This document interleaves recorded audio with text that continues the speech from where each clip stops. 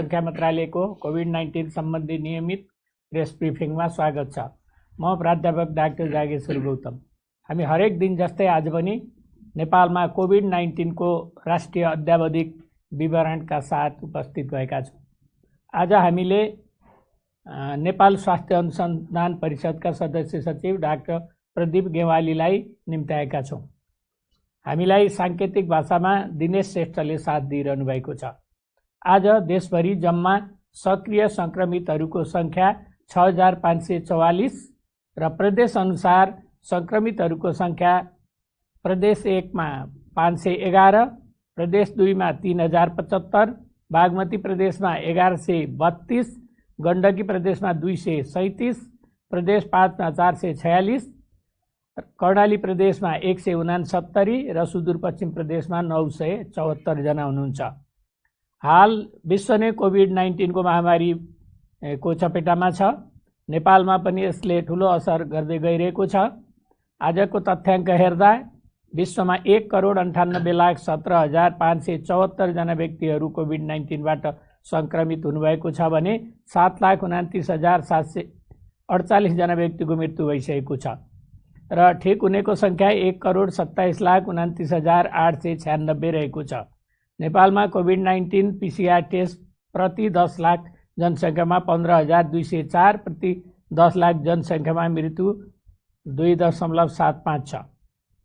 संक्रमणबाट मुक्त हुने दर 71.1% छ। आजको पीसीआर 8,515 जना गरी जम्मा 4,83,804 छ, 43,804 छ।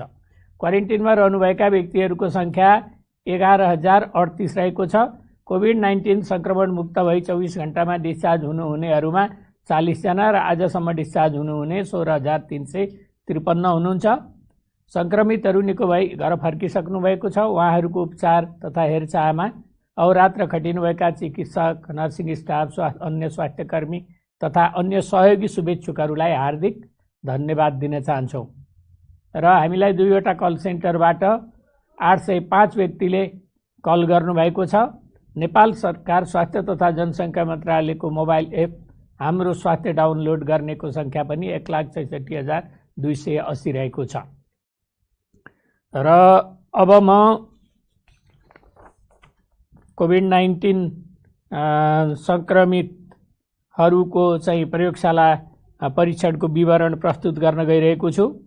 बीपी कोइराला स्वास्थ्य विज्ञान प्रतिष्ठान धरान प्रयोगशालामा सुनसरीका 3 जना, कोशी अस्पताल विराटनगर प्रयोगशालामा सिराहाका 4 जना र मोरङका 28 जना, प्रादेशिक जनस्वास्थ्य प्रयोगशाला विराटनगरमा झापाका 4 जना र सुनसरीका 3 जना, गजेन्द्र नारायण सिंह अस्पताल राजविराज प्रयोगशालामा सप्तरीका 15 जना, प्रादेशिक जनस्वास्थ्य प्रयोगशाला जनकपुर धाममा धनुषाका 35, महोत्तरीका 15, रौतहटका 1, सप्तरीका 2, सर्लाहीका 2 र सिन्धुलीका 1 जना हुनुहुन्छ। नारायणी अस्पताल वीरगञ्ज प्रयोगशालामा बाराका 3 जना, सर्लाहीका 1 जना र पर्साका 71 जना हुनुहुन्छ। राष्ट्रिय जनस्वास्थ्य प्रयोगशाला टेकुमा काठमाडौँका 44 जना, ललितपुरका 1 जना र नुवाकोटका 3 जना हुनुहुन्छ। शुक्रराज ट्रपिकल तथा सरुवा रोग अस्पताल प्रयोगशालामा धनुषाका 1 जना, काठमाडौँका 18 जना, यसैगरी भरतपुर अस्पताल प्रयोगशालामा चितवनका 7 जना र नवलपरासी पूर्वका 1 जना, पाटन अस्पताल ललितपुर प्रयोगशालामा काठमाडौँका 5 जना र धनुषाका 1 जना, वीर अस्पताल काठमाडौँमा बाराका 1 जना, रामेछापका 1 जना र सिन्धुपाल्चोकका 1 जना, स्टार अस्पताल प्रयोगशाला सानेपामा काठमाडौँका 13 जना, ललितपुरका 1 जना र सर्लाहीका 1 जना हुनुहुन्छ। ह्याम्स हस्पिटल प्रयोगशालामा काठमाडौँका 8 जना, नेपाल कोरिया मैत्री अस्पताल मा धादिङका 1 जना, काठमाडौँका 1 जना, नवलपरासी पूर्वका 1 जना र पर्साका 2 जना हुनुहुन्छ। वीरेन्द्र अस्पताल प्रयोगशालामा काठमाडौँका 1 जना, प्रादेशिक क्षयरोग केन्द्र प्रयोगशाला पोखरामा पर्वतका 1 जना, प्रादेशिक जनस्वास्थ्य प्रयोगशाला रूपन्देहीमा पाल्पाका 1 जना, नवलपरासी पूर्वका 1 जना, कपिलवस्तुका 6 जना र रूपन्देहीका 5 जना हुनुहुन्छ। भेरी अस्पताल प्रयोगशाला नेपालगञ्जमा बाँकेका 21 जना र बर्दियाका 2 जना हुनुहुन्छ। यसैगरी लुम्बिनी प्रादेशिक अस्पताल बुटवलमा कपिलवस्तुका 11 जना, नवलपरासी पूर्वका 1 जना र रूपन्देहीका 5 जना हुनुहुन्छ। राप्ती स्वास्थ्य विज्ञान प्रतिष्ठान दाङ प्रयोगशालामा दाङका 4 जना। सुर्खेत प्रादेशिक अस्पताल पशुपक्षी रोग अन्वेषण प्रयोगशाला सुर्खेतमा दैलेखका 1 जना र सुर्खेतका 2 जना। र कर्णाली स्वास्थ्य विज्ञान प्रतिष्ठान जुम्लाका 4 जना र कालीकोटका 2 जना। डडेलधुरा अस्पताल प्रयोगशाला डडेलधुरामा बैतडीका 1 जना, डडेलधुराका 3 जना र डोटीका 8 जना। यसरी जम्मा हाम्रो 37वटा प्रयोगशालाबाट जम्मा 380 जना सङ्क्रमित भेटिनु भएको छ। र म प्रादेशिक विवरण पनि प्रस्तुत गर्न चाहन्छु।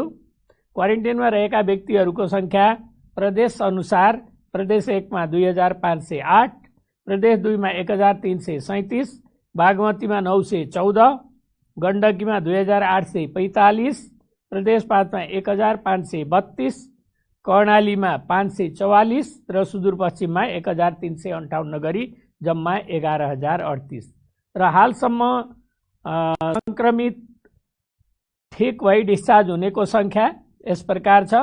प्रदेश 1 मा 947, 2 मा 3334, बागमती प्रदेश 603, गण्डकी प्रदेश 1449, प्रदेश 5 मा 4179, कर्णालीमा 1890 र सुदूरपश्चिम प्रदेशमा 3951 गरी जम्मा 16353।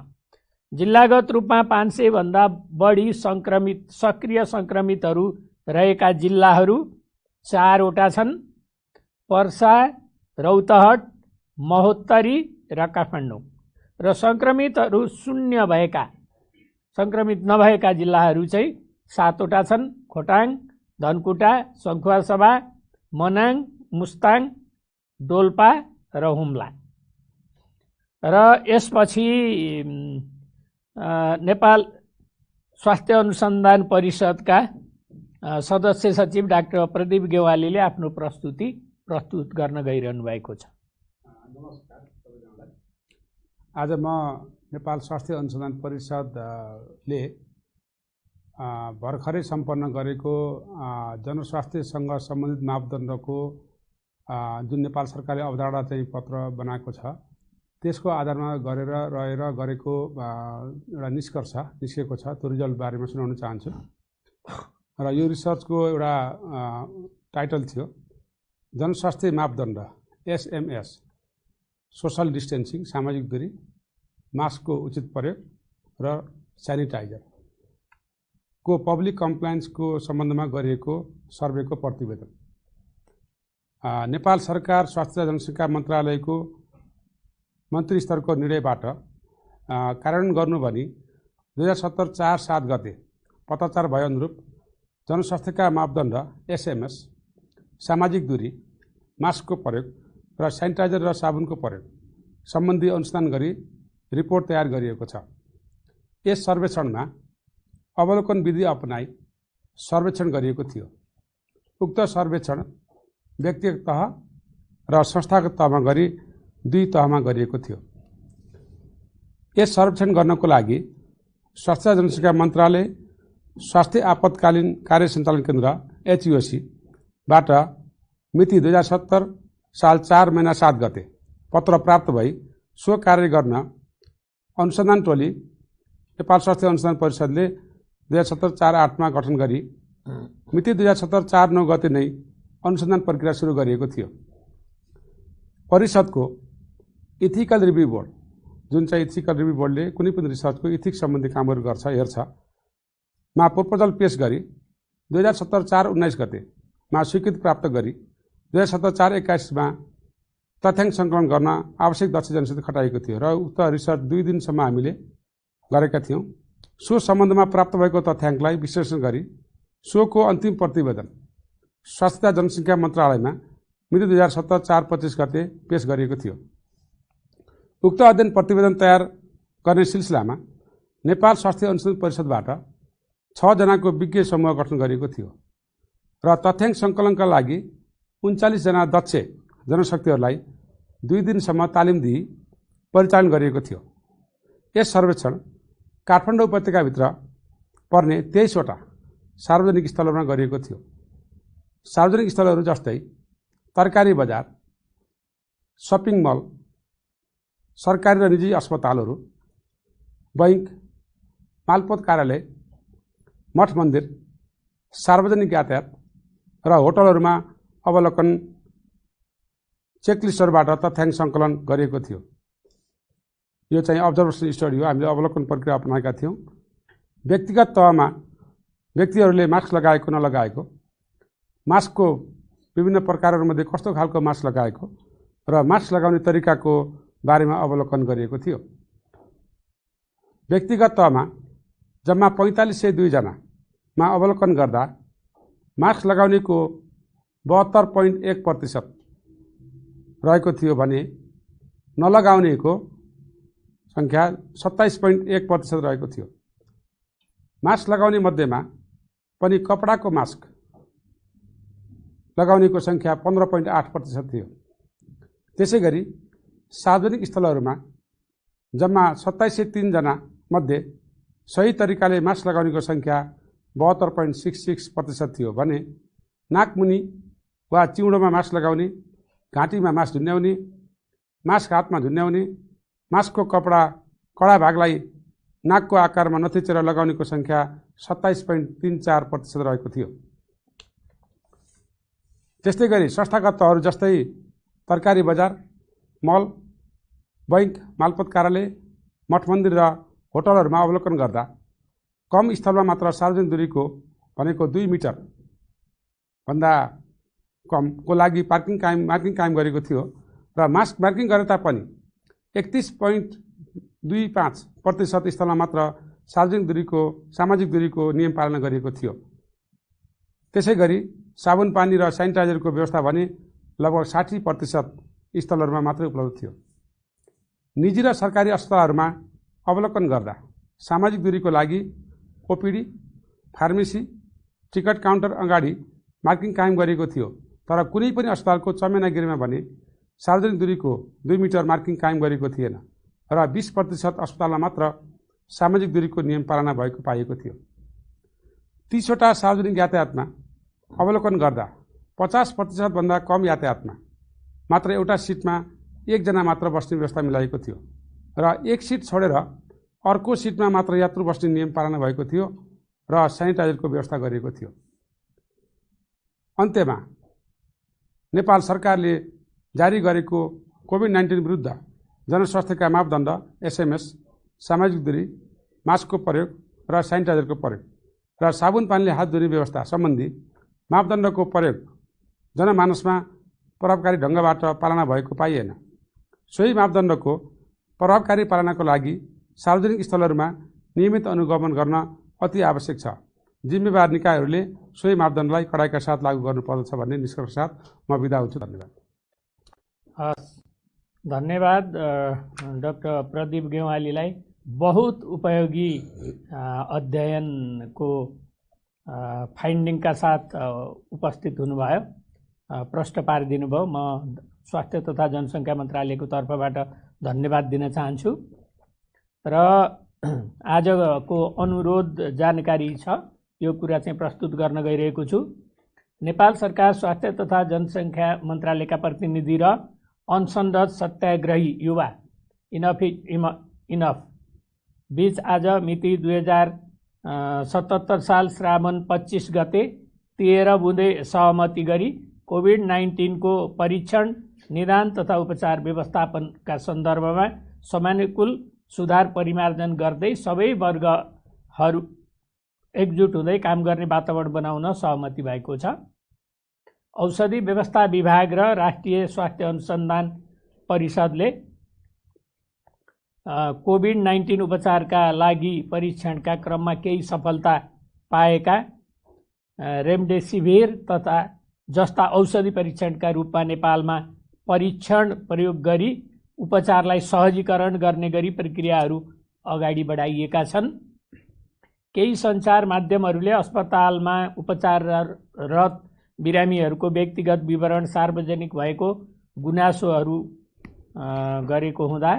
आएको हुँदा यसले गर्दा बिरामीहरूको व्यक्तिगत जीवन, परिवार तथा समाजलाई पर्न जाने गम्भीर असर तथा गोपनीयताको हकको सीमा ख्याल गरिदिनु हुनका लागि सम्बद्ध पक्षलाई अनुरोध गर्दछु। केही प्राइभेट प्रयोगशालाहरूले घरमा गई स्वाब सङ्कलन गरी रियल टाइम PCR गरेको भन्ने सूचना प्राप्त भएकोले आजैका दिनदेखि त्यस्तो नगर्नु हुन चाहिँ जानकारी गराइन्छ र हामी आज धेरै महत्त्वपूर्ण फाइन्डिङका साथ यहाँ उपस्थित भएका छौँ र जनस्वास्थ्यका मापदण्डमा मास्क प्रयोग गर्नेको सङ्ख्या जम्मा 72% मात्र भेटिएको छ र यसले चाहिँ अझै पनि 28% मान्छेले मास्क प्रयोग गरिरहेका छैनन् भन्ने रिपोर्ट प्राप्त भयो र जसले मास्क प्रयोग गर्नुभएको थियो त्यसलाई 100 मान्दा 72%ले मात्र ठिकसँग प्रयोग गरेको भन्ने बुझियो। र म फेरि पनि भन्न चाहन्छु, कोभिड-19 को कुनै पनि उपचार छैन, यसको भ्याक्सिन पनि पत्ता लागेको छैन र अहिले गर्ने हामीले गरेका उपचारहरू भनेका सपोर्ट मात्रै हुन्, लक्षण अनुसारको उपचार मात्रै हो। यसको कुनै पनि उपचार पत्ता लागेको छैन। त्यसो भएको हुनाले यसबाट बच्नका लागि, प्रिभेन्सनका लागि, रोकथामका लागि गर्ने कामहरू महत्त्वपूर्ण छन्। त्यसकारण म फेरि पनि यहाँबाट भन्न चाहन्छु, सबैले अति आवश्यक नपरी घरबाट ननिस्कौँ, कम्तीमा 2 मिटरको दूरी कायम गरौँ, मास्क राम्रोसँग लगाऊँ र सेनिटाइजेसन, हात धुने र सेनिटाइजरको प्रयोग गर्ने गरौँ। यति गरेर चाहिँ हामी स्वस्थ रहन सकिन्छ। र दुःखद खबर छन् आज दुईटा। कास्की जिल्ला पोखरा महानगरपालिका वडा नम्बर 19 बस्ने 62 वर्षीय एक पुरुषको मिति 2077 साल साउन 24 गते राति 11:35 बजे उपचारको क्रममा पोखरा स्वास्थ्य विज्ञान प्रतिष्ठान कास्कीमा दुःखद निधन भएको छ। उहाँ मधुमेहका रोगी हुनुहुन्थ्यो। अर्को पर्सा जिल्ला वीरगञ्ज महानगरपालिका वडा नम्बर 2 बस्ने 20 वर्षीय एक महिलाको मिति 2077 साउन 24 गते बिहान 1:30 बजे दुःखद निधन भएको छ। उनी नारायणी अस्थायी कोरोना विशेष अस्पताल गण्डकमा पुर्याइएपछि मृत घोषित भएकी थिइन् र यसरी मृत्यु हुनेको सङ्ख्या 75 पुगेको छ र मृत्युमा स्वास्थ्य तथा जनसङ्ख्या मन्त्रालय हार्दिक संवेदना प्रकट गर्दछ। यसका साथै यो कोभिड-19 सम्बन्धी अद्यावधिक विवरण नेसनल अपडेट यहीँनिर अन्त्य हुन्छ। धन्यवाद, नमस्कार।